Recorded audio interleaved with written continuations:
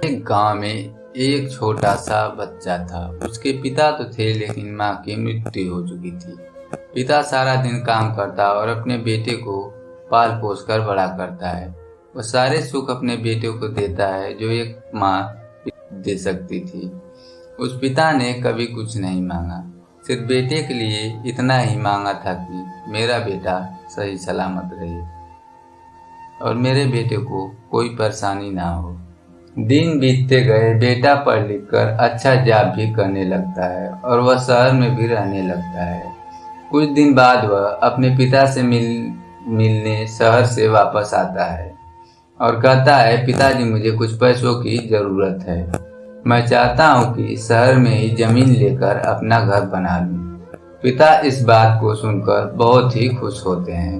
सोचते हैं कि मेरा बेटा है, एक ना एक दिन बड़ा नाम ही करेगा। जिंदगी भर की बचाई हुई पूंजी को निकालकर अपने बेटे को दे देते हैं और बेटा शहर चला जाता है और उन पैसों से अपना घर बना लेता है। पिता इधर इंतजार करते हैं, मेरा बेटा फिर से आएगा, एक ना एक दिन तो मेरे पास आएगा ही, जाएगा कहाँ। उसके पास अब कोई नहीं जाता था, क्योंकि ना ही जब उस पिता के पास पैसे थे और ना ही रहने का जगह था। कुछ दिन बाद बेटा फिर से लौटकर आता है, अपने पिता से कहता है, पापा आप दादाजी बनने वाले हैं। पिता को बहुत ही खुशी होती है। इस बात को सुनकर वह कहते हैं, तू मुझे मेरी बहू और पोते से कब मिलाएगा। बेटा कहता है, बस पापा थोड़ी दिन और।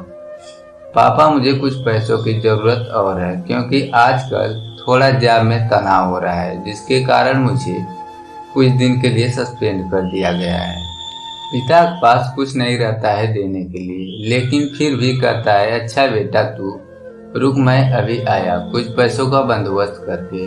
पिता बाद में महाजन से कुछ पैसे उधार लेकर अपने बेटे को दे देता है और बेटा पैसे लेकर शहर चला जाता है।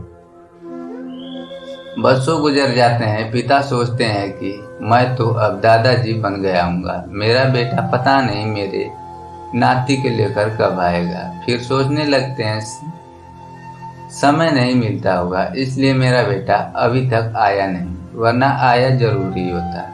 तब तक महाजन 2-3 आदमी को लेकर उस पिता के घर पर आता है और कहता है कि आपके वादे के मुताबिक मैं पूरे 3 महीने बाद आया हूँ अपने पैसे ले जाने। पिता कहते हैं, मेरे पास पैसे नहीं है देने के लिए। महाजन कहता है, जब पैसे देने नहीं थे तो आपने मुझसे उधार क्यों लिया।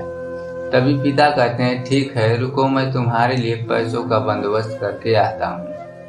और वहाँ से नज़दीकी अस्पताल में चले जाते हैं। वहाँ जाकर अपना ब्लड डोनेट करते हैं और अपनी एक किडनी बेच देते हैं और उस महाजन का पूरा कर्ज छूटा कर देते हैं। किडनी बेचने के बाद उनकी स्थिति और भी गंभीर और पहले से ज़्यादा खराब हो जाती है और वह उस राह में भी जी रहे थे कि मेरा बेटा एक ना एक दिन जरूर मिलने आएगा।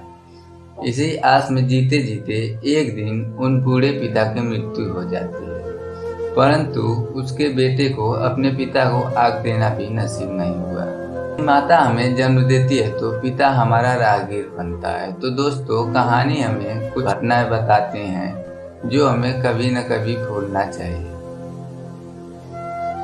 हाँ दोस्तों, कहानी कैसी लगी हमें कमेंट करके जरूर बताएं। यदि कहानी अच्छी लगी हो तो चैनल को सब्सक्राइब भी कर लें। तो फिर से मिलते हैं अगले कहानी में, तब तक के लिए धन्यवाद।